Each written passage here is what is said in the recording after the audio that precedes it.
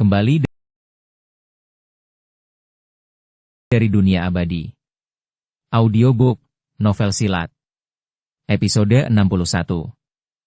Semua anggota keluarga Sun tercengang saat mendengarnya. Berita ini sangat mengejutkan mereka. Setelah jangka waktu yang panjang, Sun Jianhai tersenyum paksa. Karena kita tidak bisa membantunya dalam hal ini, mari kita pikirkan cara lain. Kita hanya perlu mengingat kebaikannya terhadap keluarga Sun kita. Bab 249, teriakan untuk bantuan. Saat itu sudah larut malam dan langit dipenuhi bintang-bintang yang berkelap-kelip. Angin sepau-sepau bertiup, memberikan sedikit kesejukan di musim panas yang terik. Karena gunung di dekatnya, pedesaan Kabupaten Qinghe memiliki udara segar, ki spiritual antara langit dan bumi lebih kaya daripada di kota. Tang Xiu sedang duduk bersila di atap rumah leluhurnya sambil bermandikan cahaya bintang yang datang dari mana-mana, mengolah seni surgawi asal kosmiknya. Saat ini, ia telah mencapai puncak tahap penguatan kulit dan dapat menerobos ke tahap penguatan daging kapan saja. Oleh karena itu, ia tidak ingin menunda kultivasinya meskipun ia sibuk setiap hari. Dering, dering, dering. Nada dering telepon genggamnya berdering keras, tiba-tiba membangunkannya dari kondisi kultivasinya. Tang Xiu mengeluarkan ponselnya, sedikit terkejut saat melihat nomor itu. Tiba-tiba dia teringat janjinya pada Yuan Zhengshuan yang belum dia tepati hingga sekarang. Paman Yuan, kata Tang Xiu. Suara Yuan Zhengshuan yang mendesak terdengar dari telepon. Tang Xiu, di mana kamu? Bisakah kamu menyelamatkan Little Ling? Ekspresi Tang Xiu berubah dan dia buru-buru bertanya. Apa yang terjadi padanya? Apa yang sebenarnya terjadi? Suara Yuan Zhengshuan sangat pelan namun masih jelas. Kecelakaan baru saja terjadi di bisnisku. Aku tidak menyangka bahwa pasukan asing yang mengincar data ilmiah dan teknologi inti kita akan menjadi segila ini. Mereka bahkan bertindak sejauh itu dengan menyerang bisnisku yang lain. Selain Little Ling, mereka bahkan membunuh 2 eksekutif tingkat tinggi lainnya. Orang-orang itu terlalu kuat, aku tidak dapat menahan serangan mereka. Tang Xiu bertanya dengan nada berat. Paman Yuan, di mana Anda sekarang? Saya akan segera mencari Anda. Tang Xiu, jangan datang ke sini sekarang, mereka terlalu banyak. Kau hanya akan kehilangan nyawamu jika datang. Kata Yuan Zhengshuan mendesak. Tang Xiu melompat turun dari atap dan berlari menuju pintu sambil menjawab dengan nada lesu. Cepat beritahu aku alamatnya. Saya berada di distrik Jinfeng, di sebuah tempat penjualan mobil bekas yang terbengkalai. Dengan nyawamu jika datang. Kata Yuan Zhengshuan mendesak. Setelah ragu sejenak, Yuan Zhengshuan lalu menjawab dengan nada berat. Tang Xiu menutup telepon. Ia segera menelepon Zhong Tiekui dan memerintahkannya untuk memimpin beberapa bawahannya untuk bergegas menyelamatkan diri. Ia kemudian menyalakan Land Rover-nya dan melaju kencang menuju Star City. Meskipun ia tidak punya pengalaman mengemudi di jalan raya, ia tidak peduli. Menyelamatkan seseorang sama saja dengan memadamkan api. Dengan mengandalkan keterampilan mengemudinya, kecepatan mobilnya dengan cepat melampaui batas kecepatan. Star City, di dealer mobil bekas distrik Jinfeng. Yuan Zhengshuan memegang pistol sambil menghapus noda darah di sudut mulutnya. Dia berdarah, peluru menembus bahunya. Ada juga luka sayatan pisau di pipi kirinya. Dia tampak sangat muram. Di sekelilingnya, lebih dari 10 pria bertubuh besar dan kuat dengan banyak bekas luka di tubuh mereka. Beberapa dari mereka memegang senjata dan beberapa lainnya bersenjatakan pisau. Mereka bersembunyi di sudut gelap sambil mengamati sekeliling dengan waspada. Bos! Ayo cepat keluar. Kami akan melindungimu. Seorang pria jangkung dan besar yang berusia setengah baya, memegang pistol, berbicara dengan niat membunuh. Yuan Zhengshuan menggelengkan kepalanya dengan getir. Dia merendahkan nada suaranya dan berkata, jumlah orang kita terlalu sedikit. Jika kita terburu-buru keluar dengan gegabah, lebih dari setengah dari kita akan mati. Kita akan menunda lebih lama lagi. Para bajingan itu ingin menangkapku, tetapi aku tidak akan memberikan apa yang mereka inginkan. Selama kita bisa menunda ini untuk waktu yang lama, situasinya akan merugikan mereka dan mereka akan mundur. Pria besar lainnya mengerutkan kening dan berkata, Bos, mengapa kita tidak memanggil polisi? Jika polisi datang, kita. Diam. Yuan Zhengshuan berteriak dengan suara pelan. Apa kau lupa apa yang telah kita teliti dan kembangkan? Jika polisi mengetahuinya, militer pasti akan mengetahuinya juga. Jika itu terjadi, apakah kau pikir kita bisa hidup? Bahkan jika kita akan menjual hasil percobaan ini kepada militer, tetapi sekarang belum waktunya. Dimengerti? Lelaki besar itu mengangguk dan menggertakkan giginya. Tepuk tangan. Tepat pada saat itu, sebuah peluru menembus kaca dan mengenai dahi pria besar itu, membunuhnya seketika. Raut wajah Yuan Zhengshuan berubah. Ia berteriak dengan nada berat.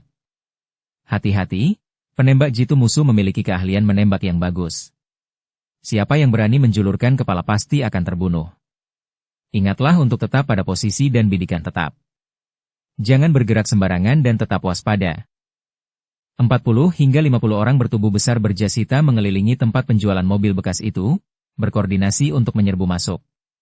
Masing-masing dari mereka bersenjata api. Terlindung oleh tirai malam, mereka mencari sasaran tembak yang tersedia. Di belakang mereka, sebuah truk pickup Volkswagen dengan 2 orang asing berbadan besar terparkir di dekatnya. Mereka menggunakan teropong untuk mengawasi gedung dealer mobil bekas itu. Akhirnya, salah satu orang asing itu meletakkan teropongnya dan berbicara dalam bahasa Inggris. Orang Cina punya pepatah yang mengatakan bahwa perjuangan binatang yang terperangkap itu sia-sia. Yuan Zhengshuan sudah terperangkap dan dia tidak bisa melarikan diri. Selama kita menangkapnya, kita bisa menyiksanya untuk mendapatkan informasi inti tentang senjata biokimia itu. Jeff, bersiaplah untuk menghancurkan rencana para kurcaci pulau ini dan keluar dari tempat ini secepatnya setelah kita mendapatkan informasi inti itu. Rencananya adalah untuk bertindak bersama para kurcaci pulau itu, tetapi mereka tidak muncul malam ini. Saya menduga mereka ingin kita dan Yuan Zhengshuan saling membunuh saat mereka mengambil barang rampasan. Orang Tiongkok juga punya beberapa pepatah tentang ini. Sama seperti belalang sembah yang mengintai jangkrik, ia mungkin tidak menyadari keberadaan burung oriole di belakangnya. Bos berkata bahwa para kurcaci pulau ini adalah makhluk yang paling licik dan tidak dapat diandalkan di dunia ini. Saya khawatir rute evakuasi yang kita siapkan sebelumnya tidak lagi aman. Jadi, Tagore, saya telah menggambar rute evakuasi baru. Rute ini akan benar-benar aman. Tagore mengerutkan kening dan berkata dengan dingin. Tanggung jawabku adalah mendapatkan informasi inti untuk senjata biokimia itu. Adapun cara membawanya kembali, itu urusanmu. Begitu aku menyerahkan informasi itu kepadamu, aku tidak lagi punya hubungan apapun dengan masalah ini. Jeff mengangkat bahu dan mengambil teropongnya lagi. Mengembuskan, mengisap. Suara tembakan yang teredam tiba-tiba terdengar. Senjata api yang digunakan oleh kedua belah pihak semuanya dilengkapi dengan peredam. Jadi, bahkan dalam baku tembak yang intens ini, hal itu tidak menarik perhatian orang luar. Selain itu, dealer mobil bekas ini telah direlokasi sekitar 6 bulan sebelumnya dan telah membuang mobil-mobil di sini. Di truk pickup, Tagore mencibir. Para ahli yang kubawa berasal dari tentara bayaran sabit malaikat maut. Mereka adalah veteran berpengalaman dalam berbagai pertempuran, sedangkan orang-orang di bawah Yuan Zhengshuan hanyalah belalang sembah yang mencoba menghentikan kereta perang, ingin menggigit lebih dari yang bisa mereka kunyah. Aku ingat seseorang mengatakan bahwa orang-orang di negara ini adalah singa yang sedang tidur dengan damai, tetapi bagiku, mereka hanyalah anak-anak ibu yang berperilaku baik. Dengar, Jeff, kau pasti tahu bahwa kita telah membunuh lebih dari 10 orang anak buah Yuan Zhengshuan, dengan hanya 2 orang anak buahku yang tewas sejauh ini. Beri aku waktu 10 menit, kita akan dapat menghabisi semua anak buah Yuan Zhengshuan dan menangkapnya dengan pasti. Jeff mengangkat bahu dan berkata dengan acuh tak acuh. Aku pernah mendengar tentang tentara bayaran sabit malaikat maut. Meskipun mereka tidak termasuk dalam 10 besar tentara bayaran, kemampuan tempur mereka sangat menakjubkan. Baiklah, aku tak sabar melihatmu mengalahkan mereka dalam 10 menit ini. Tagore menampakkan gigi putihnya dan menyeringai jahat sambil berkata. Kau mau bertaruh denganku? Jika anak buahku tidak bisa mengalahkan mereka dalam waktu 10 menit, aku akan memberimu $100.000 Amerika, tapi jika aku bisa, maka kau harus menyerahkan gadis Jepang cantikmu itu padaku. Jeff memutar matanya dan berkata dengan dingin. Tagore, orang yang sombong seringkali cepat mati. Aku bilang padamu, berhati-hatilah. Baiklah, jangan percaya begitu saja. Aku akan mengambil $100.000 Amerika milikmu itu. Tagore menjawab dengan yakin. Saya Blood Lion Tagore. Saya tidak pernah menarik kembali kata-kata saya. saya akan mengambil gadis Jepang cantik milikmu itu. Keduanya belum menyadari bahwa ada sosok hantu yang berjarak beberapa ratus meter dari tempat mereka berdiri, diam-diam bergerak ke arah mereka. Sesekali, sosok itu muncul dan menghilang di balik tabir malam. Jika tidak berhati-hati, mereka tidak akan bisa mendeteksinya. Setengah menit kemudian, pisau terbang menusuk leher Jeff, sementara kawat emas mencekik Tagore. Sebuah pukulan kuat kemudian menghantam pelipis Jeff, sedangkan Jeff yang sombong itu langsung pingsan. Bagilah menjadi dua tim dan bersihkan semut-semut ini. Zhong Tiekui mengeluarkan perintahnya dengan cepat melalui earphone nirkabel. Bersamaan dengan isyarat tangannya, 18 dari mereka dengan cepat terbagi menjadi 9 tim dan diam-diam membantai anggota tentara bayaran sabit malaikat maut dalam barisan berbentuk kipas. Mereka tidak bersenjata api. Sebaliknya, mereka menggunakan belati dingin. Mengembuskan. Mengembuskan. Mengembuskan. Mengembuskan. Suara belati yang memotong dan menusuk tenggorokan belum mengganggu yang lain. Hanya dalam waktu 2 menit, puluhan anggota tentara bayaran sabit malaikat maut berubah menjadi hantu di bawah pisau, sementara senjata api mereka juga diperoleh oleh Zhong Tiekui dan anak buahnya. Musuh. Tiba-tiba, terdengar suara geraman marah dari seorang anggota tentara bayaran sabit malaikat maut. Namun tak lama kemudian, tenggorokannya terpotong dan belati itu menembus jantungnya. Senapan mesin di tangannya pun jatuh ke tangan lawannya. Kapten, ada setidaknya 30 orang di pihak musuh. Kita sudah terekspos, bagaimana kita harus melakukan langkah operasi selanjutnya? Suara seorang anggota tim terdengar dari earphone. Zhong Tiekui berpikir sejenak lalu menjawab dengan nada yang dalam. Melihat situasinya, mereka belum menangkap Yuan Zhengshuan. Semua tim, menuju ke arah jam 11. Kita akan membuat jejak darah di dalam dan berkumpul dengan Yuan Zhengshuan di sana. Bos telah memberi perintah. Kita harus menjamin keselamatannya, apapun risikonya. Dipahami? Beberapa balasan keluar dari earphone. Zhong Tiekui melotot ke arah Tagore yang tertegun. Belati di tangannya langsung memotong otot paha belakangnya, rasa sakit itu membangunkan Tagore dan membuatnya tertegun lagi. Dia kemudian meletakkan tubuhnya di sudut tersembunyi dan melindunginya dengan anggota lainnya secara bergantian saat mereka berlari ke arah jam 11. Tagore sangat menyadari kekuatan anggota tentara bayaran sabit malaikat maut. Namun, ia tidak pernah menduga bahwa 20 bayangan akan tiba-tiba menyerbu untuk membunuh. Kekuatan mereka bahkan lebih menakutkan. Kalau saja dia tahu nama julukan ke-20 bayangan itu, mungkin dia akan mengeluarkan perintah mundur dan segera kabur. Bab 250, Ujian. Harus diketahui bahwa Zhang Tiekui dan 19 orang lainnya telah menerima pelatihan seperti iblis sejak usia sangat muda saat mereka tumbuh dewasa dan dikirim ke luar negeri untuk ditempatkan di berbagai organisasi yang sangat berbahaya. Mereka telah melalui banyak pertempuran dan dibaptis oleh api peperangan serta lautan darah pertempuran yang membara. Jika salah satu dari mereka direkrut menjadi tentara, mereka mungkin akan menjadi raja di sana. Dan sekarang, para anggota tentara bayaran sabit malaikat maut sudah bingung dengan serangan mendadak itu. Mereka memanggil Tagore melalui earphone tetapi tidak ada yang menjawab. Mundur. Mundur. Suara rekan-rekan mereka terus-menerus ditransmisikan ke setiap anggota tentara bayaran sabit malaikat maut. Salah satu tokoh yang kuat dan bersemangat tidak lagi berpikir untuk memperpanjang pertempuran dan segera mundur. Saat mereka melewati suatu tempat, mereka menemukan mayat rekan-rekan mereka. Mengembuskan. Mengembuskan. Mengembuskan. Dalam waktu setengah menit, tubuh 7 atau 8 tentara bayaran sabit malaikat maut jatuh, sedangkan sisanya terluka dan melarikan diri. Zhong Tiekui dan anak buahnya tidak mengejar mereka. Ia hanya mengirim 2 orang untuk segera melacak anggota tentara bayaran sabit malaikat maut yang melarikan diri. Sedangkan anak buah yang tersisa, mereka bergegas masuk. Pada saat yang sama, Zhong Tiekui menghubungi nomor ponsel Tang Xiu di sudut tersembunyi. Di dalam gedung dealer mobil bekas, alis Yuan Zhengshuan sedikit berkerut. Tidak ada suara tembakan dari musuh dalam beberapa menit terakhir, dan bahkan situasi di luar sangat sunyi dan tidak ada sedikit pun gerakan apapun. Keheningan di tengah situasi berbahaya itu membuat hatinya semakin gelisah dan cemas.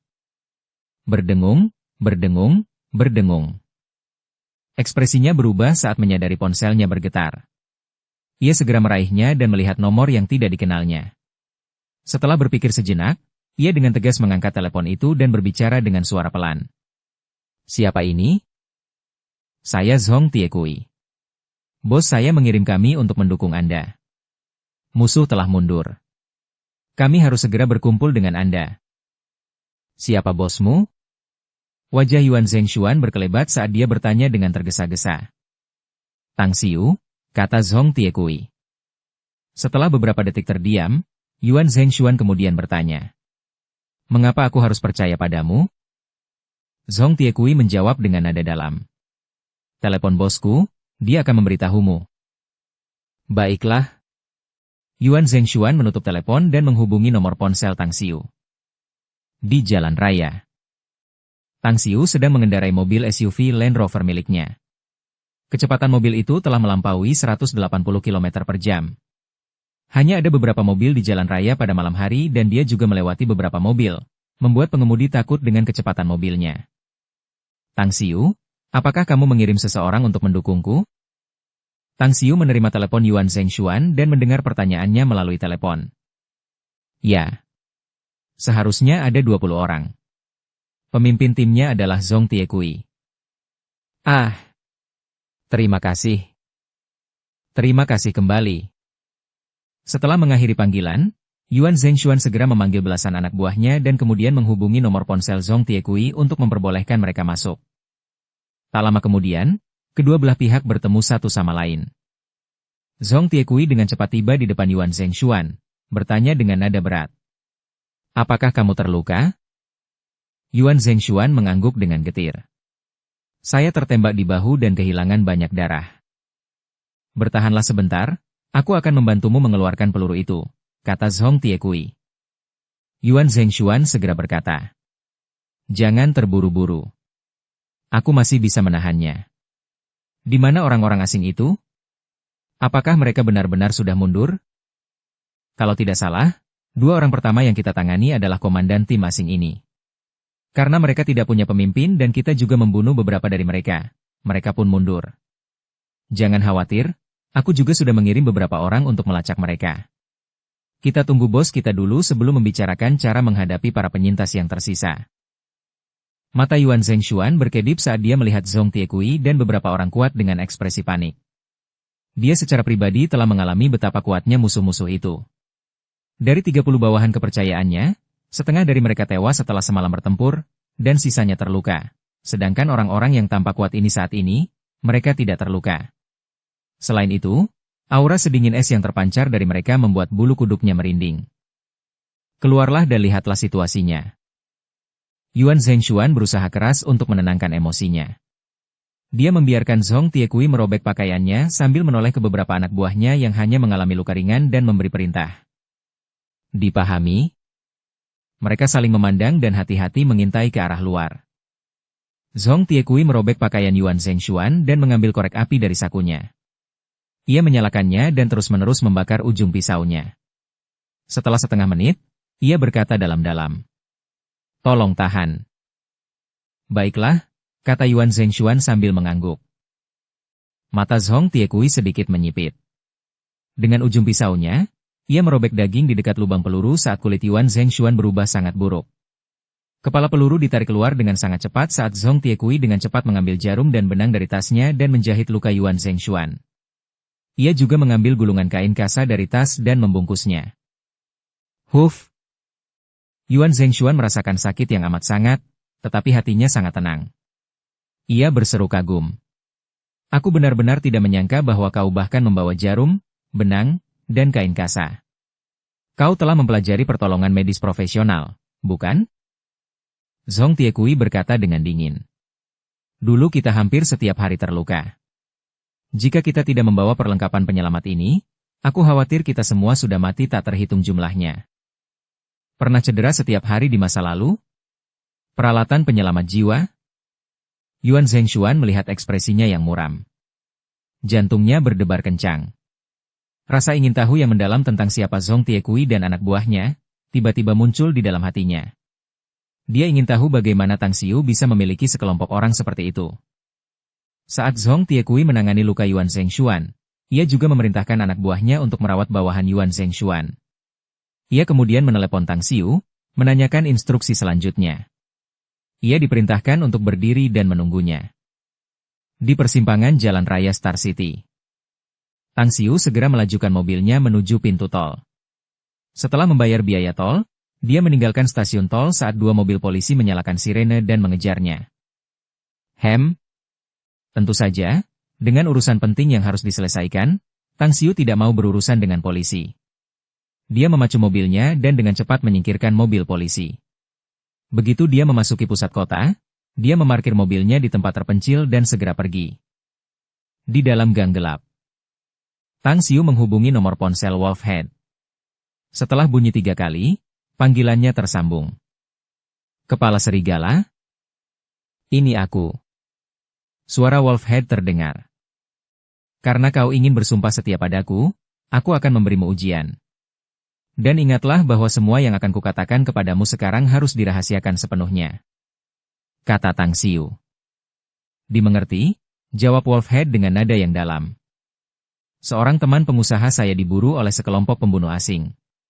Anak buah saya yang lain telah menyelamatkannya, tetapi lebih dari 20 orang berhasil lolos. Cepatlah ke penyeberangan feri Sungai White Sand. Ada pabrik terbengkalai di dekat sini. Singkirkan mereka untuk saya. Pembunuh asing? Kepala serigala mengernyitkan alisnya, keraguan tampak jelas di wajahnya. Tang Xiu berkata dengan nada berat. Saya dapat meyakinkan Anda bahwa mereka pasti pembunuh asing, meskipun saya belum memverifikasi identitas spesifik mereka. Namun, mereka memiliki tanda sabit. Anak buah saya memberitahu saya bahwa mereka harus menjadi tentara bayaran sabit malaikat maut dari luar negeri. Selain itu, mereka bersenjata lengkap, jadi Anda harus memperhatikan keselamatan Anda. Tentara bayaran sabit malaikat maut? Tatapan mata pembunuh terpancar dari mata Wolfhead. Dia tahu kelompok tentara bayaran itu dan juga tahu reputasinya di dunia tentara bayaran. Mereka telah melakukan kejahatan berat dan pembunuhan berkali-kali. Anggota kelompok tentara bayaran ini juga terdaftar di Interpol dan juga dalam daftar pembersihan pasukan penjaga perdamaian. Terlebih lagi, meski ia tidak pernah secara langsung melawan para anggota tentara bayaran sabit malaikat maut selama menjalankan misinya di luar negeri, namun 2 orang rekan seperjuangannya telah tewas di tangan mereka. Saya jamin, kami akan menyelesaikan tugas itu, jawab Wolfhead. Tang Xiu mengakhiri panggilannya. Ia tidak terburu-buru untuk bertemu dengan Yuan Zhengshuan dan Zhong Tiekui. Sebaliknya, ia menghentikan taksi di pinggir jalan dan kemudian bergegas menuju penyeberangan feri Sungai White Sand. Jumlah total prajurit pensiunan yang datang ke Star City bersama Wolfhead hanya 12 orang. Meskipun ia berniat menguji mereka, Tang Xiu juga ingin memastikan bahwa mereka akan aman. Dunia ini tidak lebih baik dari dunia abadi. Jangankan orang biasa, bahkan orang-orang kuat di dunia abadi pun harus menghadapi kemungkinan kematian kapan saja. Namun di bumi, nyawa seseorang sangatlah penting. Terutama bagi Wolfhead dan para pensiunan prajurit lainnya, Departemen Khusus Negara pasti mengawasi mereka secara rahasia. Dan jika mereka semua tewas di tangan musuh, mungkin, masalah juga akan menimpanya. Selain itu, Yuan Chuling diculik. Jika tebakannya benar, maka orang-orang ini seharusnya menjadi pelakunya. Jadi, jika dia dapat memecahkan masalah orang-orang ini tepat waktu, dia juga akan dapat menemukan keberadaan Yuan Chuling dan menyelamatkannya pada saat yang sama. Ini, secara keseluruhan, adalah tujuan terpenting yang ada dalam pikirannya. Berderak. Taksi berhenti sekitar 2 km dari penyeberangan feri. Pengemudi setengah baya itu menerima uang yang diberikan Tang Xiu dan bertanya dengan rasa ingin tahu. Adik kecil, tempat ini terpencil. Apa yang akan kamu lakukan di sini di tengah malam? Tang Xiu mengambil uang kembalian dari sopir taksi dan berkata dengan santai. Saya kehilangan sesuatu di sini tadi siang, jadi saya ingin mencarinya dan melihat apakah saya bisa mendapatkannya kembali. Apakah ini sesuatu yang sangat penting? Tanya sopir taksi itu dengan heran. Luar biasa, kata Tang Xiu. Sepertinya barang yang hilang itu memang sangat penting, kalau tidak, kau tidak akan datang ke sini tengah malam. Pokoknya, aku doakan semoga kau beruntung. Sopir taksi itu tiba-tiba sadar dan berkata sambil mendesah. Saat taksi itu pergi, Tang Xiu memperjelas arahnya dan berlari cepat ke arahnya. Tak lama kemudian, matanya terpaku pada pabrik yang terbengkalai di kegelapan. Alih-alih bergerak menyusuri jalan, ia menyelinap ke rerumputan dan gulma tebal yang tumbuh liar di sekitarnya. 2 menit kemudian, Tang Xiu dapat dengan jelas merasakan bahwa 4 siluet menyelinap ke arah pabrik yang ditinggalkan sekitar 5 hingga 600 meter darinya. Keempatnya mengenakan pakaian hitam dan seolah-olah menyatu dengan kegelapan. Jika bukan karena penglihatannya yang tajam serta pengamatan yang tajam, dia tidak akan dapat menemukan mereka. Mereka pastilah orang-orang yang melawan pasukannya dan Yuan Zhengshuan, dan mereka juga telah kalah telak. Mereka pasti sangat waspada. Jadi, kepala serigala dan yang lainnya mungkin akan menderita kerugian besar jika mereka bertindak gegabah. Tang Xiu diam-diam berpikir dalam-dalam. Bab 251, Bau Darah Menyelimuti Dunia. Di bawah bintang-bintang, malam itu sunyi dan damai, namun aura pembunuh tersembunyi di dalamnya. Angin yang bertiup lembut seolah-olah memiliki sedikit bau darah di dalamnya. Wolfhead dan 11 prajurit veteran dibagi menjadi 3 kelompok saat mereka bergerak mendekati pabrik yang ditinggalkan. Dengan mulut mereka menggigit pisau tentara Mitsubishi, mereka maju ke depan, merayap seperti serigala di rerumputan tebal. Mereka tidak merasakan Tang Xiu mengikuti mereka di belakang atau menyadari kehadirannya di sekitarnya. Namun, 2 orang yang berbaring di tengah rerumputan sudah menemukan beberapa orang besar. Arah jam 8, 2 penjaga, laki-laki kulit putih. Satu lagi penjaga kulit hitam menjaga 12 meter di belakang tembok berlubang. 2 kelompok, mendekatlah dan urus mereka. Wolfhead berbaring di hamparan rumput tebal. Dia mengeluarkan perintah setelah mengamati melalui teropongnya untuk waktu yang lama. Oke. Para anggota grup membalasnya melalui earphone nirkabel. Dengan sangat cepat, keempat veteran perang itu diam-diam mengintai seperti macan tutul di malam hari. Setelah menghabiskan waktu setengah menit, mereka muncul di dekat 2 penjaga berkulit putih. Salah satu dari mereka menggigit pasukan Mitsubishi saat ia bergerak lebih bersemangat di sepanjang tembok, menyeberang ke sisi lain dan diam-diam muncul di belakang penjaga berkulit hitam. Engah. Pisau itu mengiris leher penjaga hitam itu sementara tangannya yang penuh kapalan menutupi mulutnya. Gerakan pisaunya berubah arah dan kemudian menusuk jantung penjaga hitam itu dalam-dalam. Tentara bayaran sabit malaikat maut itu berjuang sedikit sebelum akhirnya terdiam. Tato sabit? Prajurit yang sudah pensiun itu membuka kerah baju pengawal hitam itu. Setelah melihat tato sabit di kerah bajunya, dia akhirnya mengetahui identitas orang itu. Pada saat yang sama, 3 veteran perang lainnya memulai serangan mereka seperti petir. Gerakan mereka rapi dan bersih, dengan cepat membunuh 2 penjaga hitam lainnya dalam waktu 2 tarikan napas pendek. Wolfhead, mereka adalah anggota tentara bayaran sabit malaikat maut. Aku sudah mengidentifikasi mereka. Sebuah suara yang dikirimkan melalui earphone nirkabel Wolfhead, meningkatkan niat membunuhnya.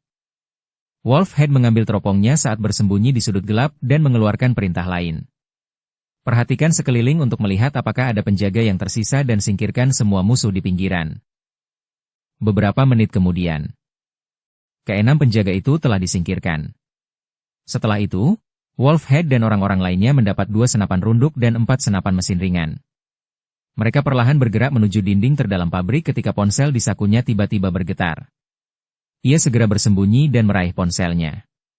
Alisnya berkerut dalam saat ia melihat pesan di layar. Di layar ponselnya, sebuah pesan teks terbuka menunjukkan, ada 2 orang yang datang di belakang Anda. Mereka adalah sekutu kami. Mereka akan membantu Anda dalam operasi ini. Wolfhead berbalik. Tepat saat dia siap mengamati bagian belakang dengan teropongnya, 2 sosok diam-diam muncul di kedua sisinya. Jangan, mereka sekutu. Wajah Wolfhead berubah drastis. Dia langsung berteriak pelan melalui earphone nirkabelnya. Saat bersandar di dinding, dia melihat 2 pria kuat berwajah muram saat jantungnya berdegup kencang. Harus diketahui bahwa dia selalu waspada dan berhati-hati, serta selalu mengawasi bagian belakang dan depannya. Namun, dia tidak menyangka bahwa seseorang bisa muncul di sisinya tanpa dia sadari. Ahli. Mereka benar-benar ahli yang menakutkan. Siapa namamu? Wolfhead menahan keterkejutannya dalam hati dan berbisik. Hiu. Serigala hutan. Kedua lelaki besar dan kuat itu menjawab dengan dingin sambil mengutip nama-nama julukan yang pernah mereka gunakan saat bertempur di luar negeri. Wolfhead terkejut sesaat. Kedua nama itu agak familiar baginya. Tiba-tiba, ekspresinya berubah drastis saat napasnya menjadi lebih cepat. Kau Shark, tentara bayaran internasional? Shark yang sama yang membunuh pemimpin pasukan pemberontak Hagenda di Afrika, menghancurkan hampir 100 tentaranya dan lolos tanpa cedera? Dan kau serigala hutan, pembunuh dewa medali emas dari Wolf Mercenary? Shark dan serigala hutan saling berpandangan sambil menatap Wolfhead dengan penuh keheranan. Apakah kau mengenal kami? Tanya Shark berbisik. Wolfhead menatap mereka dengan tidak percaya. Dia tidak menyangka bahwa itu benar-benar mereka. Kita harus tahu bahwa kedua orang ini adalah orang-orang yang menakutkan di dunia, karena salah satu dari mereka dapat menyebabkan kekacauan besar. Tetapi bagaimana mereka bisa berada di Cina sekarang? Mengapa mereka menjadi anak buah Tang Xiu? Mungkinkah mereka adalah orang-orang Tang Xiu saat itu, dan apa yang mereka lakukan di luar negeri juga atas perintah Tang Xiu? Dalam sekejap, Wolfhead menjadi semakin penasaran dengan identitas Tang Xiu. Aduh! Sebuah bayangan diam-diam muncul di sekeliling mereka, menyebabkan tubuh mereka menegang sejenak, saat suara Tang Xiu kemudian mencapai telinga mereka. Ini aku. Bos. Saat mereka melihat Tang Xiu, mereka langsung rileks. Tang Xiu mengangguk. Aku punya kabar buruk. Kita sedang dikepung sekarang. Kepala serigala terkejut dan bertanya dengan suara rendah. Bagaimana mungkin? Bukankah kita akan membuat orang lain di dalam khawatir? Selain itu, ketika kita mengintai di sini, kita juga mengamati bagian belakang dan kita tidak menemukan. Dia tiba-tiba berhenti berbicara karena meskipun mereka telah mengamati keadaan sekelilingnya, mereka tidak menyadari kehadiran Tang Xiu, Shark, dan serigala hutan. Orang-orang ini datang setelah kami tiba. Jumlahnya lebih dari 40 orang, dengan jas tidur hitam dan bersenjata lengkap. Sekarang kami punya dua pilihan. Pertama, kami mulai penyerbuan dan menyingkirkan orang-orang di dalam terlebih dahulu, baru kemudian menyerang balik. Kedua, kami selesaikan yang di luar terlebih dahulu, baru kemudian bersihkan yang di dalam. Pilih. Wolfhead menatap Shark dan serigala hutan, tanpa mengucapkan sepatah kata pun. Meskipun dia kuat, dia tidak yakin akan menang melawan mereka. Shark berpikir sejenak lalu berkata pelan. Bos, Anda yang memutuskan. Kami pasti akan mematuhi perintah Anda. Tang Xiu mengangguk. Jika kita selesaikan yang di luar dulu, aku khawatir musuh di dalam akan waspada. Sasaran utama kita dalam operasi ini adalah membunuh musuh, tetapi yang lebih penting adalah menyelamatkan temanku. Aku curiga temanku diculik oleh seseorang di dalam. Jadi, aku akan menyelinap masuk dulu dan menghadapi musuh di sana, lalu keluar untuk membersihkan pendatang baru. Apa rencana operasinya, Bos? Kata kepala serigala. Tang Xiu menggelengkan kepalanya. Wolfhead, aku akan menyerahkan komando tim kepadamu. Mereka berdua akan berada di bawahmu, sementara aku akan bertanggung jawab atas pembunuhan dan penyelamatan. Kamu tidak perlu mengaturku. Dipahami? Wolfhead sedikit bersemangat. Shark dan serigala hutan adalah para ahli, dan menempatkan mereka di bawah komandonya meningkatkan kepercayaan dirinya dalam pertempuran ini. Tang Xiu berkata, pabrik ini cukup besar dan ada total 22 orang di dalamnya. Ada 2 orang di pintu yang bertanggung jawab untuk memperingatkan yang lain di dalam jika terjadi serangan. Aku akan bertanggung jawab untuk membunuh kedua penjaga itu sementara kalian akan mengurus sisanya. Kepala serigala tercengang. Bos, bagaimana Anda tahu? Tang Xiu memotong pembicaraannya dan berkata dengan acuh tak acuh. Kamu tidak perlu tahu bagaimana aku tahu tentang situasi ini. Kamu hanya perlu tahu bahwa aku salah. Wolfhead mengingat kekuatan Tang Xiu dan mengangguk perlahan. Ia kemudian menganalisis ulang rencana pertempuran ad hoc yang telah ia buat dan rencanakan di dalam benaknya. Ia kemudian mengeluarkan perintah serangan. Gerbang pabrik terbuat dari 2 gerbang besi tebal yang dapat dilepas. Pada saat ini, gerbang besi besar ditutup dan 2 tentara bayaran asing, bersenjata senapan mesin ringan, mengobrol dengan suara pelan, membicarakan apa yang terjadi malam ini. Komandan mereka hilang, mungkin terbunuh bersama atasan mereka yang lain, menyebabkan mereka semua bingung dan tegang. Ledakan? Tang Xiu melesat sangat cepat dan menginjak 2 gerbang besi berat yang bisa dilepas. Kali ini, dia menggunakan seluruh kekuatannya, sehingga 2 gerbang besi yang bisa dilepas itu runtuh, menghancurkan 2 tentara bayaran asing yang lengah. Bahkan jika mereka tidak mati, kedua tentara bayaran asing ini akan hancur. Ratatatatat. 4 senapan mesin ringan dan 2 senapan runduk melepaskan tembakan hampir bersamaan. Di dalam pabrik, Lebih dari 10 anggota tentara bayaran sabit malaikat maut yang berkumpul belum bereaksi terhadap apa yang terjadi ketika mereka ditembak. Di sisi lain, Tang Xiu sudah bersembunyi. Dia sudah menggunakan indera spiritualnya untuk mengamati pabrik. Ada sebuah kantor di pabrik tempat Yuan Chuling diikat di dalamnya. Seorang pria berkulit hitam juga ada di sana menyeka belatinya sambil duduk di sofa. Selain itu, ada juga seorang tentara bayaran asing di toilet yang lolos dari pembunuhan itu, begitu pula 4 tentara bayaran lainnya di dalam. Pada saat ini, keempat tentara bayaran itu sudah merespons dan melakukan serangan balik. Ledakan. Kaca jendela pabrik pecah. Tang Xiu langsung menerobos masuk dan berlari ke arah toilet. Pada saat itu, orang asing di dalam toilet memegang senjatanya dan berjalan menuju pintu toilet, tetapi saat pintu dibuka, pisau tentara Mitsubishi yang tajam menusuk jantungnya. Langsung. Tang Xiu muncul di luar pintu kantor dan mengamati sekelilingnya dengan indera penglihatannya. Ahli tentara bayaran asing yang memegang pisau telah mengambil pistol dan bangkit dengan cepat sambil berlari ke arah pintu di samping. Ledakan. Tang Xiu mengejarnya. Tepat saat pria itu menempelkan tubuhnya ke pintu, Tang Xiu meninju pintu dengan keras, tinjunya mengenai tubuh tentara bayaran asing itu, menyebabkannya terlempar keluar dalam posisi terbalik. Dia kemudian membuka pintu dan berlari masuk, menangkap tubuhnya yang hampir jatuh ke lantai. Tang Xiu kemudian mengayunkan pisaunya ke atas dan ke bawah, membunuhnya. Yuan Chuling, yang diikat di kursi, diam-diam melihat kejadian itu. Dia sangat terkejut hingga matanya hampir terbelalak. Kekuatan dahsyat dan tindakan kejam Tang Xiu membuatnya memandang Tang Xiu seolah-olah sedang melihat monster aneh. Kalau saja mulutnya tidak dilakban, dia pasti sudah menginterogasi Tang Xiu dengan suara keras, "Inikah dirimu yang sebenarnya?" Tang Xiu tersenyum tipis. Ia melihat ekspresi terkejut Yuan Chuling dan berjalan ke arahnya untuk merobek lakban di mulutnya. Ia kemudian menggunakan pisau lipat Mitsubishi untuk memotong tali yang mengikatnya, sambil berkata, "Tunggu di sini. Masih ada perkelahian di luar, jadi kau akan berada dalam bahaya jika kau keluar dengan gegabah sekarang. Jika kau ingin mengatakan sesuatu, tunggu sampai musuh di luar terpecahkan." "Baiklah." Yuan Chuling ragu sejenak lalu mengangguk tanpa suara. Tang Xiu meraih pistol di lantai. Ia kemudian keluar dari kantor melalui pintu samping dan mendapati 4 tentara bayaran asing itu melawan dengan keras kepala.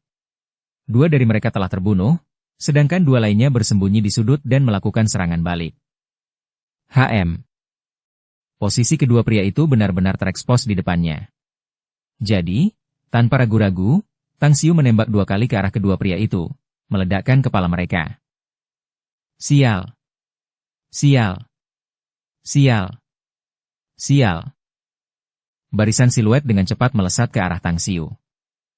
Wolfhead melirik orang asing yang tertembak mati dan berseru kagum.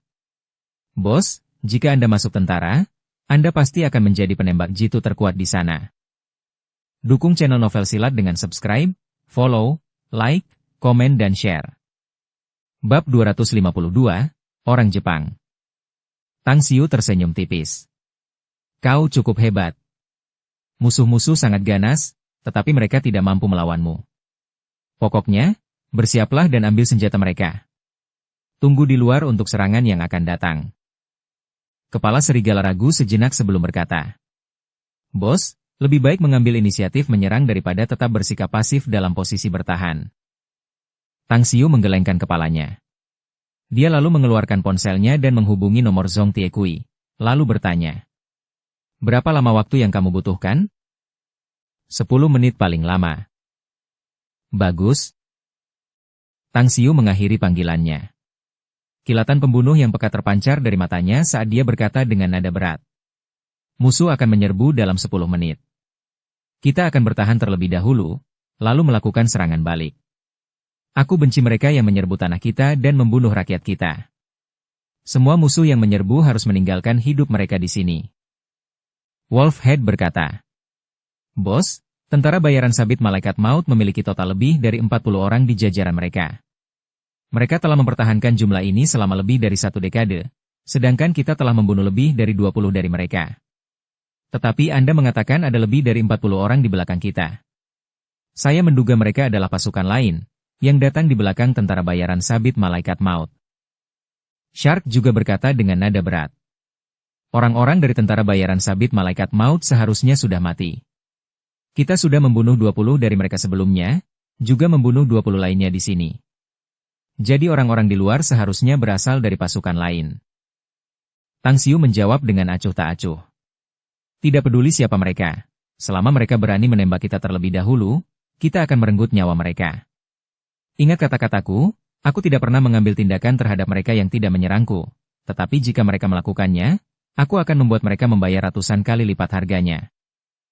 Kepala serigala menjilat bibirnya. Tiba-tiba dia merasa bahwa kehidupan masa depannya akan luar biasa indah jika dia mengikuti Tang Xiu. Dia terbiasa dengan pedangnya, menumpahkan darah dan menghindari peluru. Setelah menjalani kehidupan biasa selama 6 bulan membuatnya tidak nyaman dan tersiksa. Dan malam ini adalah titik awalnya untuk kembali ke hari-hari yang indah itu. Di pinggiran pabrik yang terbengkalai. Ichiro Yamamoto mengambil teropongnya dan mengamati situasi di dalam pabrik. Di sebelahnya ada tubuh wanita bertopeng yang luar biasa, memancarkan aura dingin ke udara. Sementara di belakang mereka, ada 4 pria bertopeng hitam yang membawa pisau barat, seolah-olah mereka adalah ninja Jepang dalam serial TV. Kuako, targetmu adalah Tagore. Aku ingin dia hidup, dia tidak boleh mati. Ucap Ichiro Yamamoto sambil menarik kembali teropongnya dan berbicara dengan nada yang dalam. Wanita bertopeng itu menjawab dengan suara dingin. Saya akan bunuh diri jika saya tidak dapat menyelesaikan tugas ini.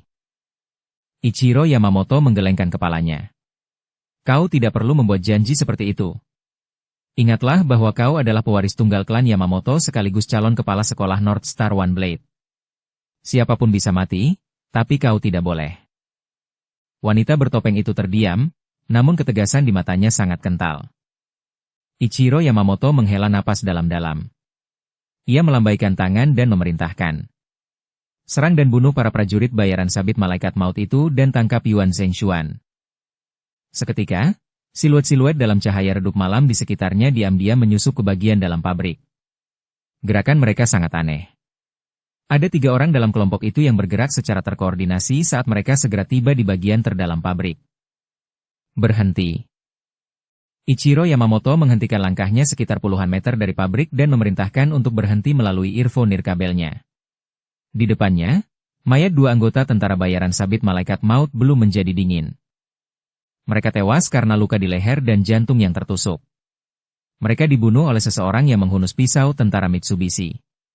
Dilihat dari jejak kaki di tanah, jumlahnya seharusnya 2 atau 3. Pihak lain sangat kuat. Paling tidak, mereka ahli dalam pembunuhan, karena keduanya seharusnya menjadi penjaga. Wanita bertopeng itu berbicara dengan nada yang dalam. Ichiro Yamamoto berkata dengan nada berat. Periksa perimeter dan lihat apakah ada mayat lain dari tentara bayaran sabit malaikat maut. Laporan, 1 mayat ditemukan. Laporkan, 2 orang tewas di sini. Laporkan, ada mayat di sini. Laporan dikirimkan ke telinga Ichiro Yamamoto melalui earphone nirkabelnya. Wajahnya berubah sedikit tidak sedap dipandang. Orang-orang yang dikirimnya untuk mengawasi anggota tentara bayaran sabit malaikat maut telah memberinya laporan yang mengatakan bahwa mereka telah kembali dengan hanya 20 orang yang tersisa. Dia mengira mereka telah menangkap Yuan Zhengshuan dan hendak memanfaatkan kesempatan saat mereka menderita kerugian serius dan kemudian melancarkan serangan mendadak. Dia kemudian akan memusnahkan orang-orang ini dan menjadi pemenang terakhir. Namun, perkembangan yang mendadak ini membuatnya bingung dan tidak tahu bagaimana harus bereaksi. Setelah setengah menit berpikir mendalam, Ichiro Yamamoto segera bersembunyi di balik pohon besar dan berteriak.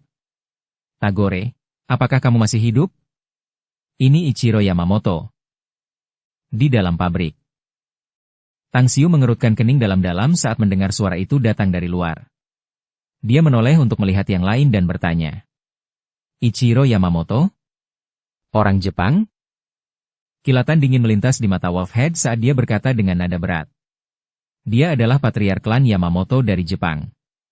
Sosok yang sangat terhormat dan bermartabat tinggi. Selain itu, dia memiliki identitas lain. Dia adalah master di sekolah North Star One Blade.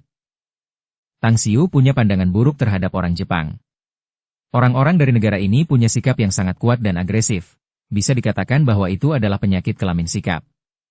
Sepanjang sejarah, bangsa mereka menindas yang lemah dan takut pada yang kuat. Mereka juga pernah menyerbu dan merambah Tiongkok sekali dan meninggalkan pemerintahan teror berdarah mereka di tanah ini.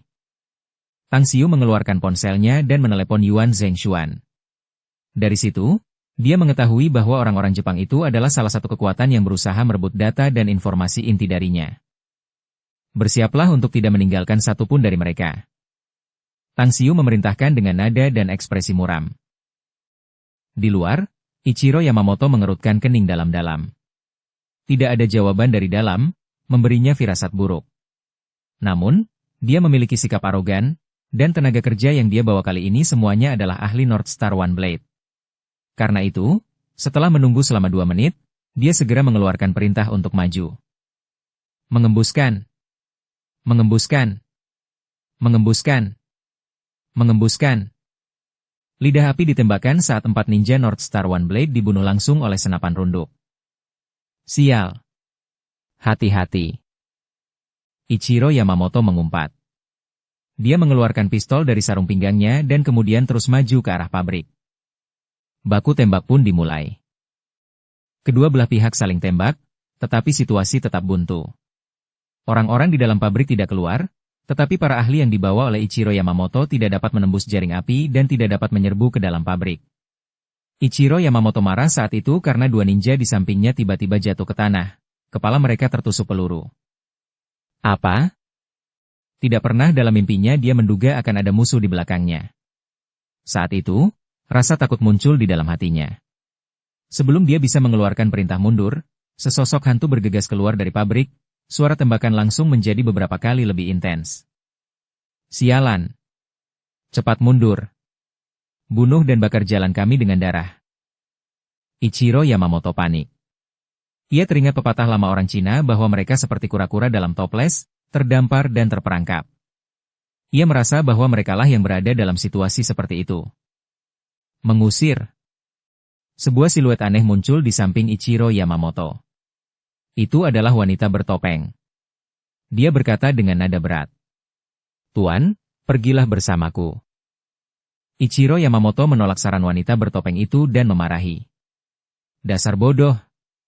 Wanita, kau sangat pemalu dan takut akan bahaya. Bahkan jika musuh mengepung kita akan membakar jalan kita dengan darah. Semuanya. Dekatkan pantatmu padaku. Mendekatlah. Bodoh. Wanita bertopeng itu berteriak ketika sosoknya menghilang seketika. Pada saat ini, Tang Xiu telah melesat keluar dari pabrik. Dia melepaskan 3 tembakan berturut-turut dan membunuh 3 ninja Jepang. Saat dia melihat pemimpin musuh, dia tiba-tiba mengerutkan kening.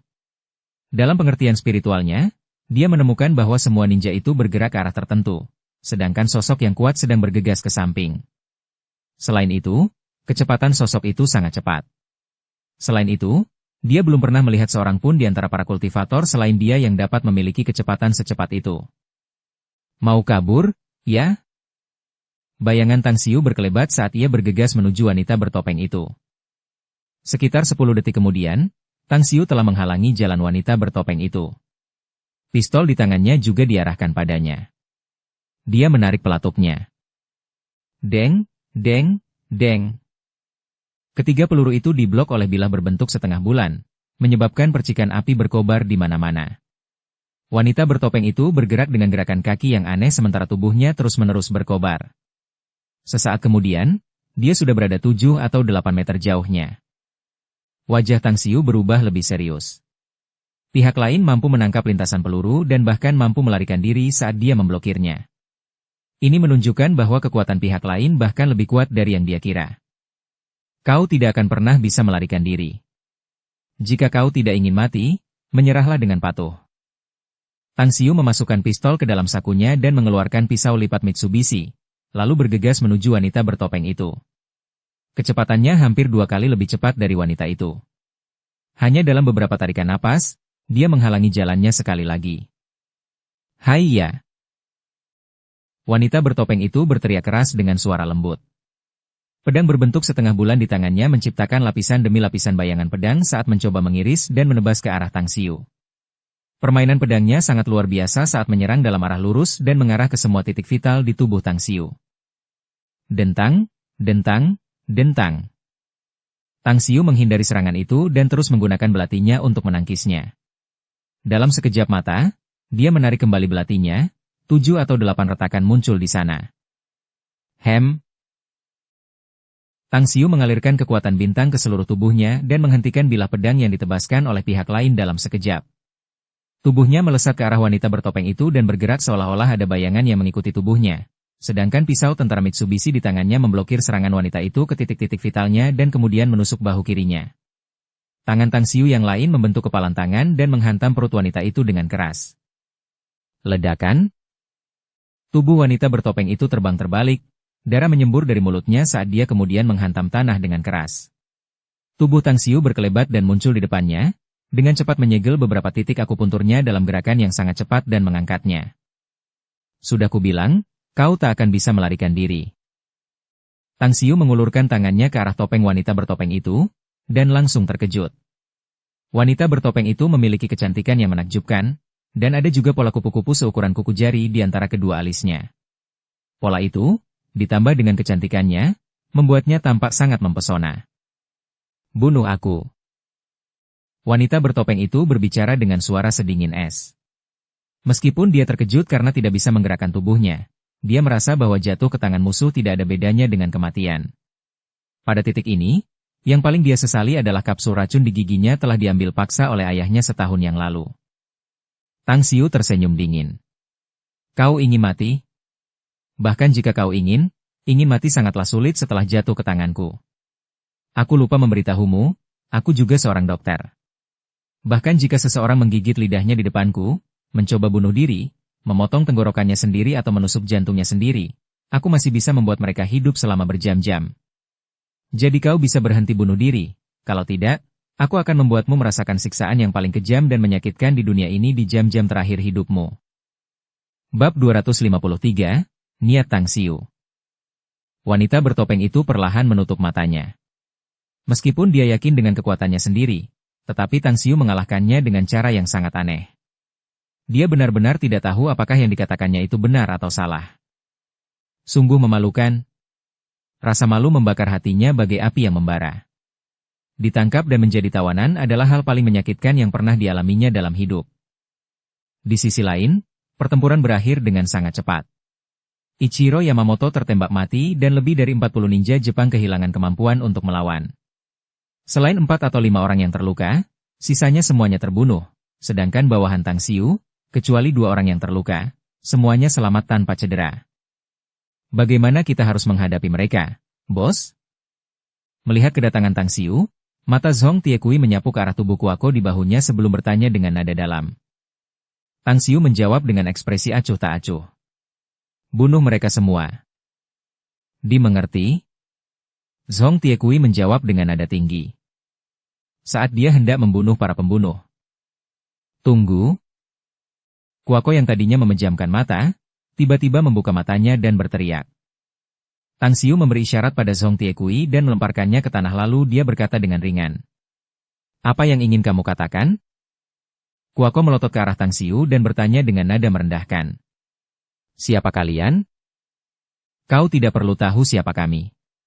Kau hanya perlu tahu bahwa kami adalah musuhmu. Yuan Zhengshuan adalah temanku. Kau ingin berurusan dengannya, jadi kau tentu akan menjadi musuhku. Kuako mengangguk. Pandangannya menyapu ke 4 atau 5 ninja yang terluka parah. Setelah berpikir beberapa detik, dia menatap Tang Xiu lagi dan berkata, Aku akan menyetujui salah satu syaratmu, tetapi kamu harus melepaskan mereka.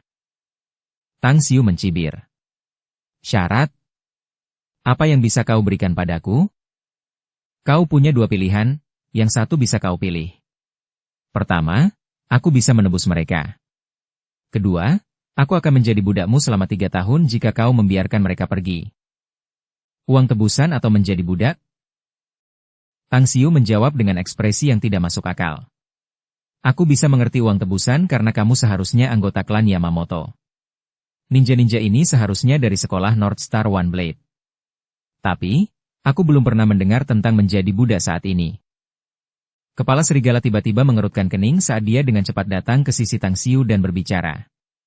Bos, saya tahu tentang sekolah pedang 1 bintang utara. Sekolah ini memiliki kebiasaan yang sangat tidak biasa dan setiap orang di sana sangat kejam. Tetapi mereka juga memiliki hukum besi bahwa, Jika penerus kepala sekolah pedang 1 bintang utara jatuh ke tangan musuh, mereka setuju untuk menjadi budak musuh mereka selama 3 tahun agar bisa hidup. Tetapi 3 tahun kemudian, pihak lawan harus mengembalikan mereka. Jika tidak, sekolah pedang 1 bintang utara akan mempertaruhkan segalanya untuk membalas dendam pada pihak lawan bahkan jika sekolah mereka menghadapi kehancuran. Sekolah pedang 1 bintang utara ini agak aneh, bukan? Jawab Tang Xiu dengan heran. Wolfhead memaksakan senyum. Menurutku, itu mentalitas orang Jepang yang sakit. Bagaimana mungkin orang biasa bisa memahami mereka? Menurutku, karena kita sudah membunuh begitu banyak orang dari pihak mereka, lebih baik kita bunuh saja mereka semua. Jangan sampai kita meninggalkan masalah di masa mendatang. Bersambung ke episode 62. Dukung kami dengan subscribe, follow, like, komen dan share. Terima kasih.